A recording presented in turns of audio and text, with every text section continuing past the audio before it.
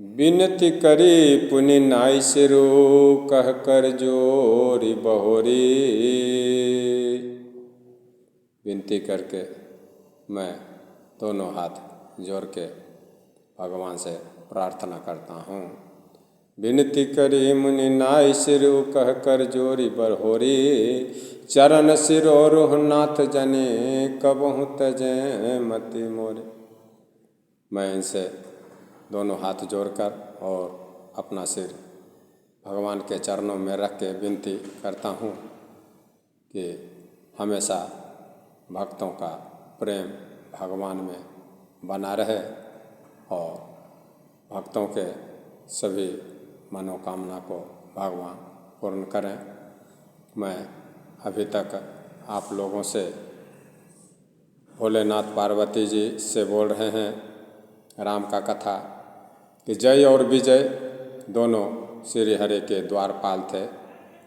जय और विजय सनकादि मुनि के श्राप के कारण हिरण्याक्ष और हिरण्यकश्यप राक्षस के रूप में बने, जिनको भगवान ने एक को वराह रूप सुअर रूप धारण करके मारे और एक को नरसिंह अवतार लेकर वध किए। उसके बाद फिर वो हिरण्याक्ष और हिरण्यकश्यप दोनों फिर राक्षस योनि में जन्म लिए। एक का नाम रावण और दूसरे का नाम कुंभकर्ण हुआ, जो कि बड़े बलवान और महावीर राक्षस हुए, जिन्हें सारा जगत जानता है। सारे जगत में वो रावण और कुंभकर्ण प्रसिद्ध हो गए। मुकुत न भय हत भगवाना, तीन जन्म द्विज बचन प्रवाना। भगवान के द्वारा मारे जाने पर भी हिरण्याक्ष और हिरण्यकश्यप रावण और कुंभकर्ण के रूप में राक्षस योनि में ही इसीलिए जन्म लिए, जबकि भगवान खुद हिरण्यकश्यप और हिरण्याक्ष दोनों का वध किए, फिर भी वो रावण और कुंभकर्ण यानी राक्षस के कुल में ही पैदा हुआ। इसलिए मुक्त नहीं हुआ कि उनको जय और विजय को संत सनकादि का श्राप था। संत का वचन का प्रमाण 3 जन्म के लिए होता है। इसी कारण से जय और विजय एक बार हिरण्यकश्यप और हिरण्याक्ष के रूप में राक्षस बने, फिर उनको भगवान ने वध किया, फिर वो रावण और कुंभकर्ण के रूप में राक्षस कुल में ही पैदा लिया, क्योंकि संत का श्राप 3 जन्म तक चलता है। भोलेनाथ माता पार्वती जी से कह रहे हैं। इसलिए एक बार उनके कल्याण के लिए भक्त प्रेमी भगवान ने फिर शरीर धारण किए, राम का अवतार। एक बार तिनके हित लागे, धर्यो शरीर भागत अनुराग। भोलेनाथ बोल रहे हैं पार्वती, 2 जन्म तो हो गया, एक हिरण्यकश्यप और हिरण्याक्ष, दूसरा रावण और कुंभकर्ण, और इन्हें राक्षस योनि से रावण और कुंभकर्ण को मुक्त करने के लिए ही श्री राम का अवतार हुआ। इसीलिए भगवान उनके रावण और कुंभकर्ण के कल्याण के लिए भक्त प्रेमी भगवान फिर से अवतार लिए। कश्यप अदिति तहाँ पितु माता दशरथ कौशल्या विख्याता। एक कल्प ए विधि अवतारा चरित पवित्र किए संसारा। भोलेनाथ बोल रहे हैं, हे पार्वती, वहाँ उस अवतार में कश्यप और अदिति उनके माता पिता बने, जो दशरथ और कौशल्या के नाम से प्रसिद्ध हुए। भगवान राम के पिताजी दशरथ और माता कौशल्या के नाम से प्रसिद्ध हुए। एक समय में इस प्रकार अवतार लेकर उन्होंने संसार में पवित्र लीलाएं की, बहुत सारी लीलाएं की, बहुत भक्तों को उद्धार किए, अपने अपने भक्तों का कष्ट दूर किए। एक कल्प सुर देखी दुखारे समर जलंधर सन सब हार। एक समय में सब देवताओं को जलंधर राक्षस ने युद्ध में जीत लिया। जलंधर नाम का एक बहुत वीर राक्षस है। उस राक्षस ने सारे देवताओं को जीत लिया। राक्षस के द्वारा देवताओं को जीत जाने के कारण भोलेनाथ उस जलंधर के साथ बड़ा घोर युद्ध किए, क्योंकि देवताओं को वो जलंधर जीत लिया।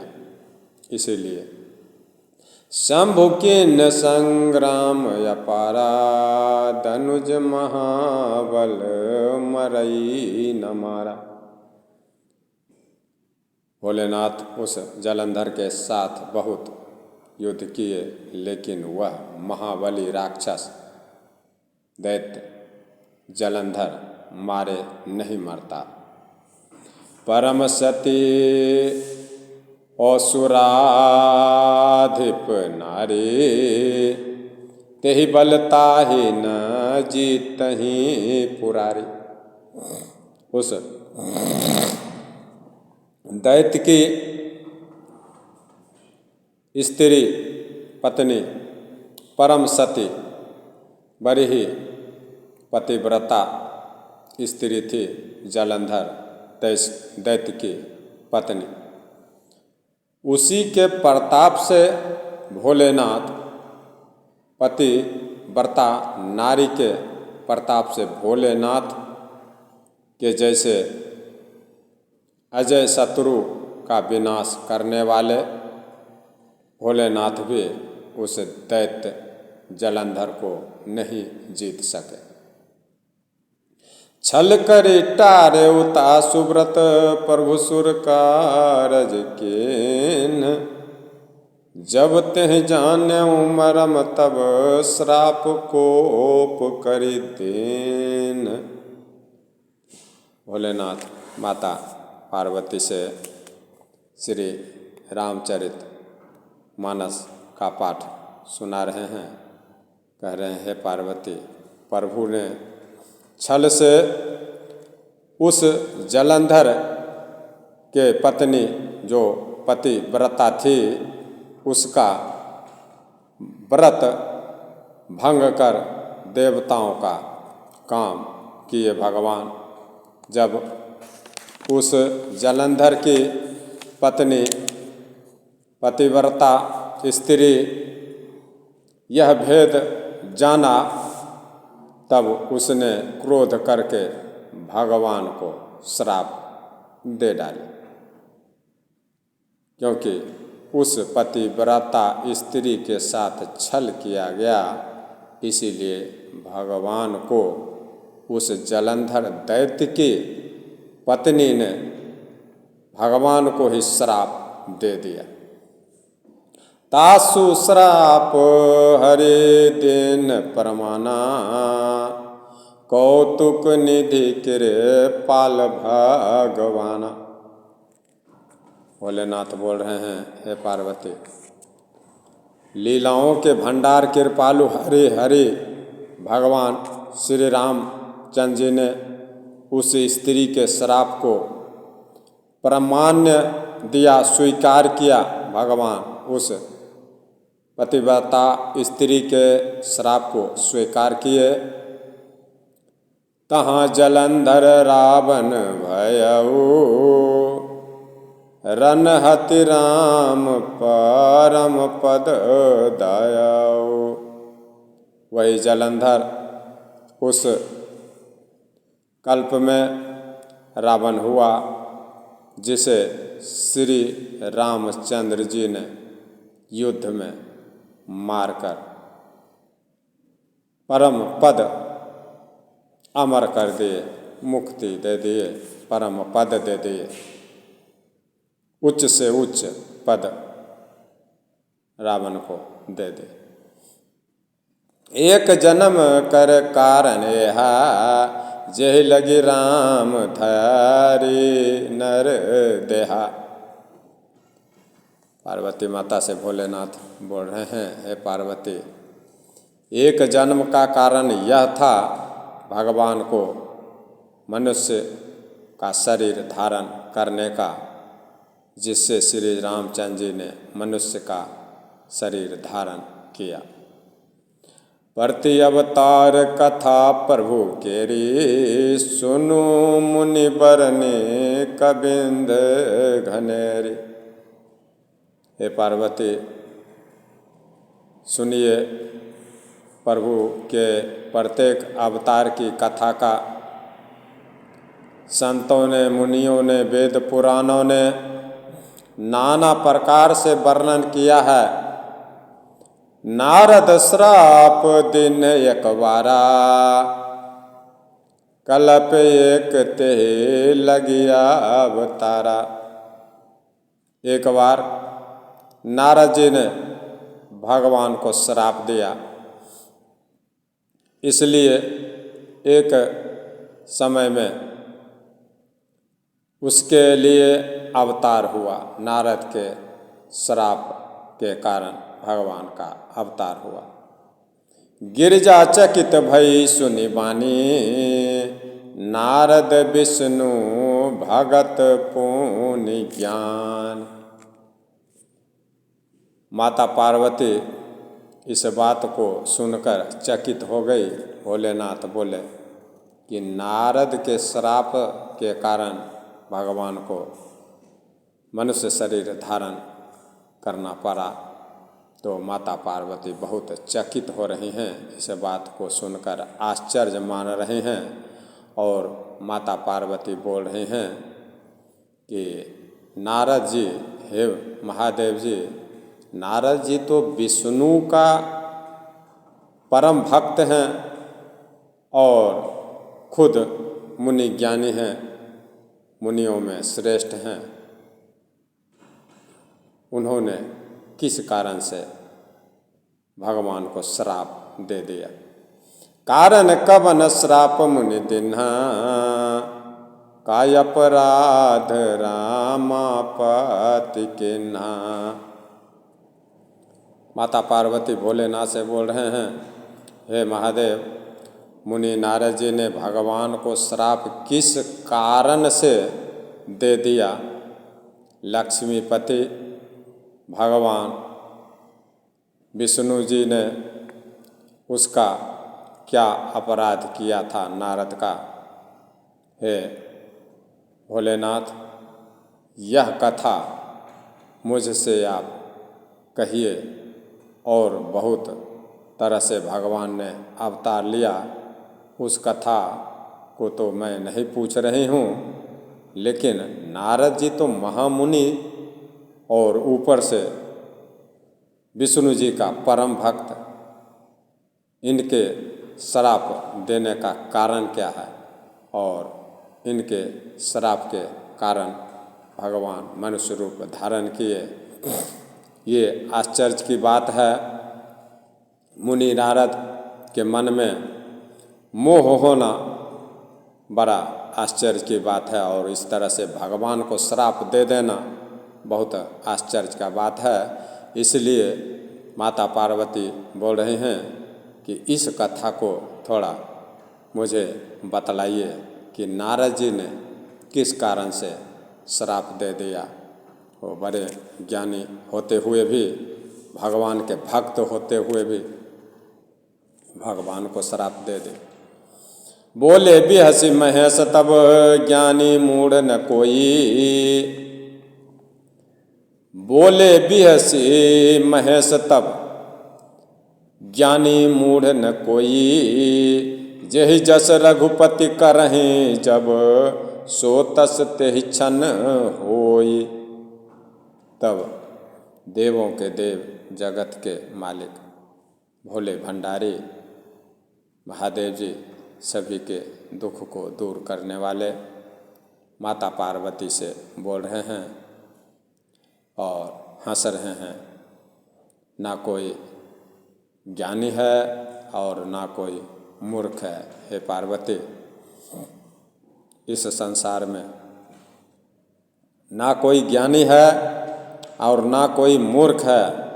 श्री रामचंद्र जी जब जिसको जैसे करते हैं वह उसी क्षण वैसा हो जाता है। जिस तरह से प्रभु श्री रामचंद्र जी बनाते हैं वो उसी तरह बन जाता है। यहाँ कोई इस ब्रह्मांड में ना ज्ञानी है और ना मूर्ख है। बोले बिहसी महेश तब ज्ञानी मूर्ख न कोई। जेहि जस रघुपति करहीं जब सो तस तेहि छन होय।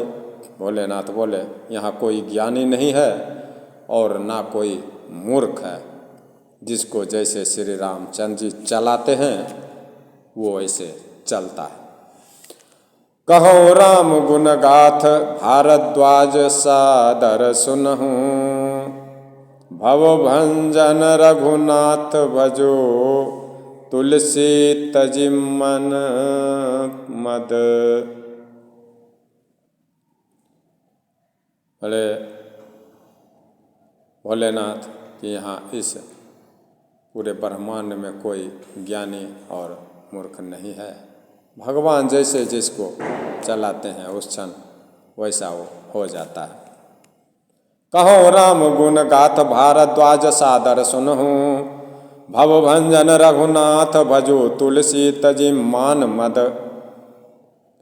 जागवल्क जी यहाँ भारद्वाज जी से प्रयागराज गंगा जमुना सरस्वती की जहाँ मेल होती है उस प्रयागराज में जागवल्क जी भारद्वाज जी से श्री रामचंद्र जी का कथा सुना रहे हैं।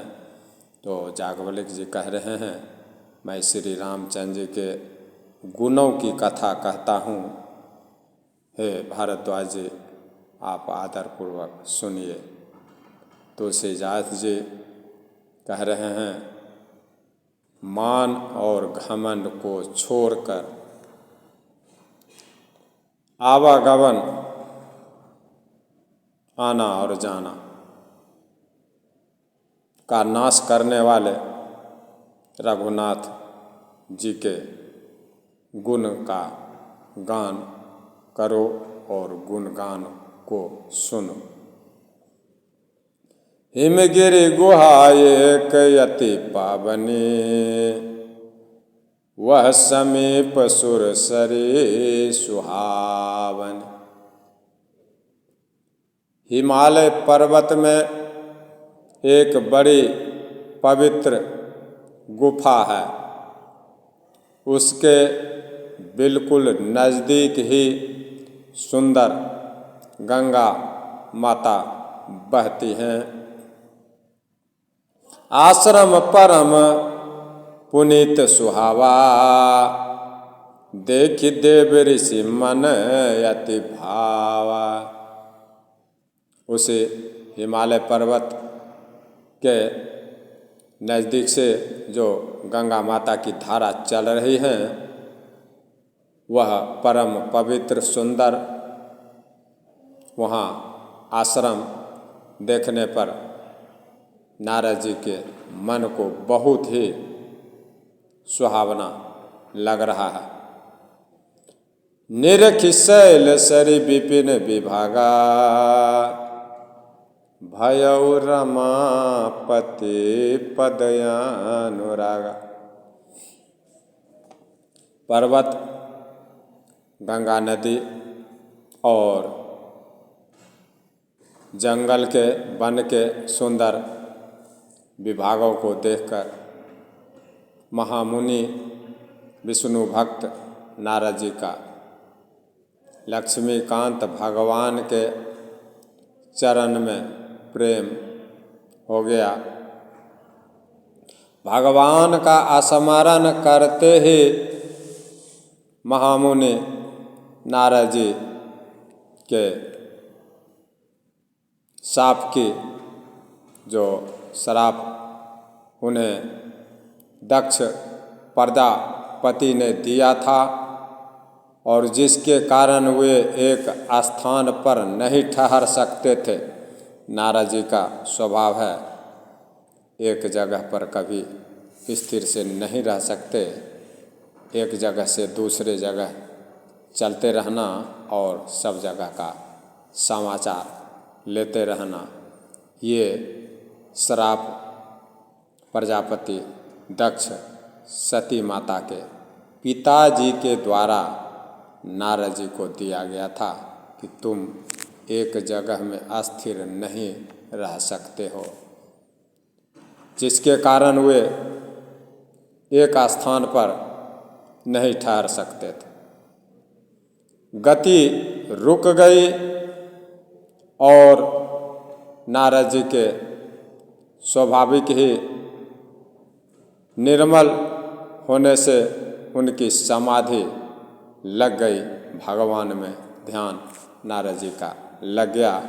हिमालय के नीचे गंगा नदी के किनारे सुंदर कुटिया में नारद जी लीन हो गए। भगवान मुनि गति देखे सुरेश डराना, काम ही बोले किन्ह सन्माना।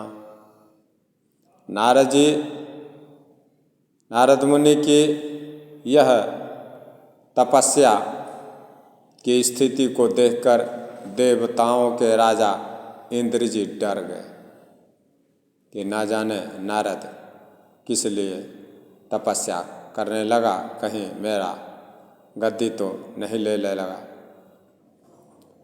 उसने कामदेव को बुलाकर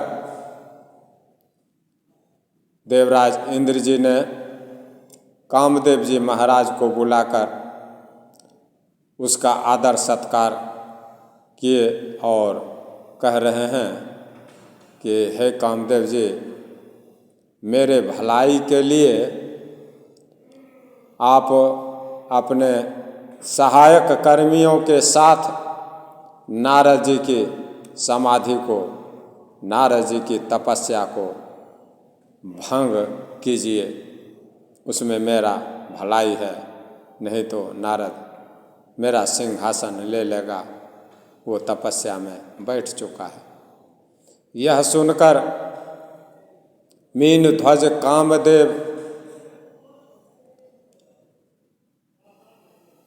कामदेव जी मन में बहुत प्रसन्न हो रहे हैं इंद्र भगवान की बात को सुनकर। सुना सिर मन महुअसि त्रासा, चाहत देव ऋषि मम पुरवासा। जे कामी लोलुप जग माहि, कुटिल काकैव सब ही डराहि। इंद्र के मन में यह डर हुआ कि देव ऋषि नारद जी मेरी अमरावती का निवास राज्य चाहता है, इसीलिए तपस्या कर रहा। जगत में, इस संसार में, भोलेनाथ बोल रहे हैं पार्वती माता से कि इस संसार में जो कामी और लोभी होते हैं वे कुटिल कौवे की तरह सबसे डरता है। सुख हार लय भाग सठ स्वान निरखे मृगराज, छीन ले जनि जान जर तिमि सुरपति न लाज। भोलेनाथ बोल रहे हैं हे पार्वती, जिस प्रकार से मूर्ख कुत्ता शेर को देखकर सूखी हड्डी को लेकर भाग जाता है कि कहीं मेरा ये हड्डी शेर छीन के ना खा ले, और वह मूर्ख यह समझता है कुत्ता कि इस हड्डी को शेर छीन ना ले मुझसे और खा न ले, वैसे ही इंद्र भगवान को नारद जी से डर लग रहा है कि नारद जी जो तपस्या कर रहे हैं कहीं मेरा इंद्रासन न छीन ले, अमरावती का राजा न बन जाए, ऐसा सोचते हुए लाज नहीं आ रही है इंद्र भगवान को। भोलेनाथ माता पार्वती से ये कथा कह रहे हैं। तेहि आश्रम ही मदन जब गयऊ, निज माया बसंत निर्मयऊ।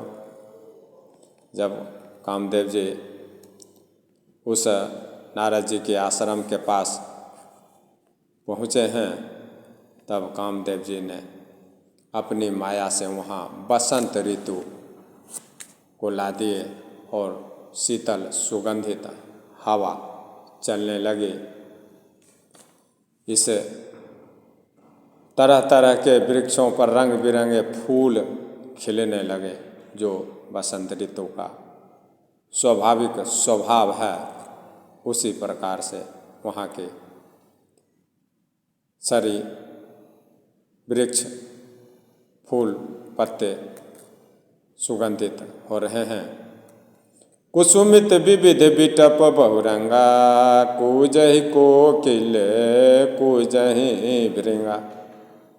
तरह तरह के वृक्षों पर रंग बिरंगे फूल खिल रहे हैं, उन पर कोयलें कूकने लग रहे हैं और भौरे गुंजार कर रहे हैं। वहाँ जहाँ कामदेव जी पहुँचे हैं, देव ऋषि नारद जी के तपस्या को हिलाने के लिए इंद्र भगवान के कहने के अनुसार चली सुहावनी त्रिविध बयारी, काम कृषानु बढ़ावनी हारी। रंभादिक सुर नारी नवीना, सकल अपसर कला पर बीना। वहाँ जहाँ बसंत ऋतु कामदेव जी ला दिए नारद मुनि के तपस्या को हिलाने के लिए, वहीं पर अब जो है अनेक प्रकार की शीतल मंद और सुगंध सुहावनी हवा चल रही है।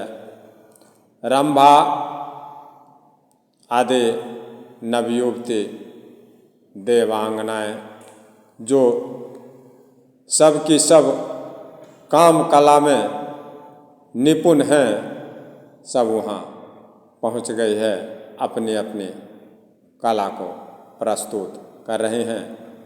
करहि गान बहुतान तरंगा, बहुबधि क्रीडहि पानी पतंगा।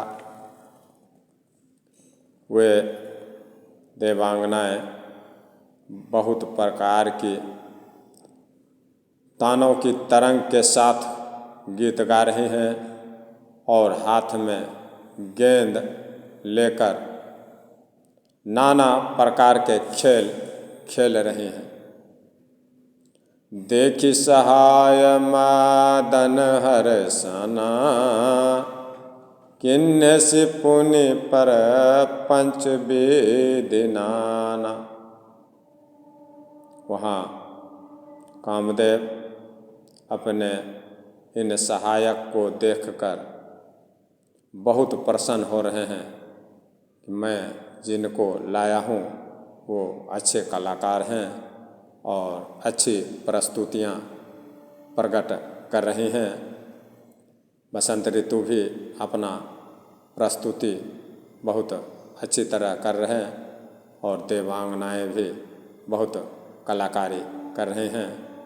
कामदेव जी अपने इन सहायक को देखकर बहुत प्रसन्न हो रहे हैं और फिर उसने नाना प्रकार के माया जाल किए देवांगनाएँ और कामदेव जी। काम कला कछो मुनिहिन व्यापी, निज भय डर भानु भव पापी। सीम की चापी सकई को तासो, बर रखबार रामापति जासो।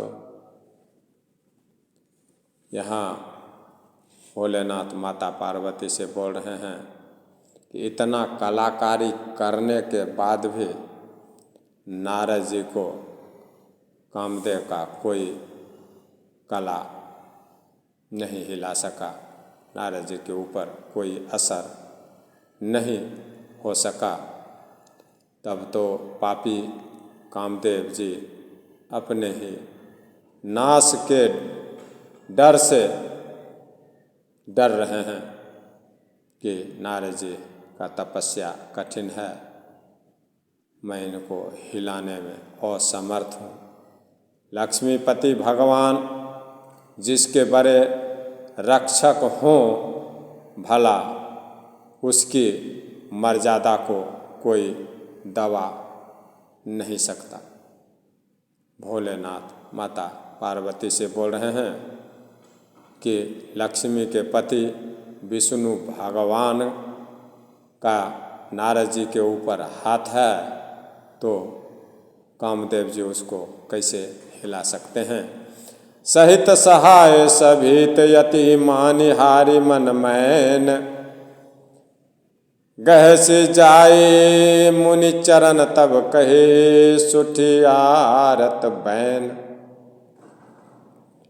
भोलेनाथ बोल रहे हैं, हे पार्वती, तब अपने सहायता करने वालों के साथ रति के पति कामदेव जी ने बहुत डर कर और अपने मन में हार मानकर नारद जी से हार मान लिए कामदेव जी, और हार मानकर बहुत ही दुखी वचन, बहुत दुखित होकर वचन कहते हुए मुनि नारद जी के चरण को जाकर कामदेव जी पकड़ रहे हैं। भयउ न नारद मन कछोरोसा, कही विप्र वचन काम परितोषा। महामुनि देवऋषि नारद जी के मन में कुछ भी क्रोध नहीं आया जब कामदेव जी नारद जी के चरण को पकड़ रहे हैं। तो नारद जी ने प्रिय वचन कहकर रति के पति कामदेव जी का समाधान किया। तब मुनि के चरण में, नारद जी के चरण में सिर नवाकर और नारद जी की आज्ञा को पाकर कामदेव जी अपने सहायकों के साथ लौट चले। मुनि सुशीलतयापनि करने, सुरपति सभा जाई सब वरने। देवताओं के राजा इंद्र की सभा अमरावती में जाकर कामदेव जी मुनि की, नारद जी की सुशीलता और अपनी करतूती सब कह दिए। अपनी करतूती और नारद जी की तपस्या का वर्णन कर रहे हैं, जिसे सुनकर सबके मन में आश्चर्य हुआ। इंद्र के मन में आश्चर्य हुआ और उन्होंने मुनि की बड़ाई करके श्री हरि भगवान को सिर नवाए। तब नारद गबने शिव पाहे। अब इधर कामदेव जी अपने इंद्र भगवान के पास जाकर सारा समाचार सुना दिए कि कामदेव जी कि नारद जी के तपस्या को हिलाना बहुत मुश्किल है। और इधर नारद जी बहुत गदगद हो गए कि मैंने कामदेव को जीत लिया, कामदेव को मेरे चरण में गिरना पड़ा। कामदेव का कलाकारी मेरे पास कुछ काम नहीं किया। इस बात का घमंड नारद जी को हो गया। तब नारद गबने शिव पाहि, जीता काम यह मिति मन माहि। मार चरित शंकर ही सुनाए, अति प्रिय जानि माहेश सिखाए। इधर नारद जी भोलेनाथ के पास पहुंच गए और नारद जी के मन में इस बात का घमंड हो गया कि हमने कामदेव यानी रति के पति को जीत लिया। नारद जी ने कामदेव के चरित्र भोलेनाथ को सुना दिया कि मैं तपस्या कर रहा था तो कामदेव आया था और सभी कलाकारी करके हार गया और मेरे चरण में लटक गया। भोलेनाथ को सभी कथा नारद जी सुना रहे हैं और भोलेनाथ ने उन नारद जी को अपना अति प्रिय जानकर महादेव जी शिक्षा दे रहे हैं।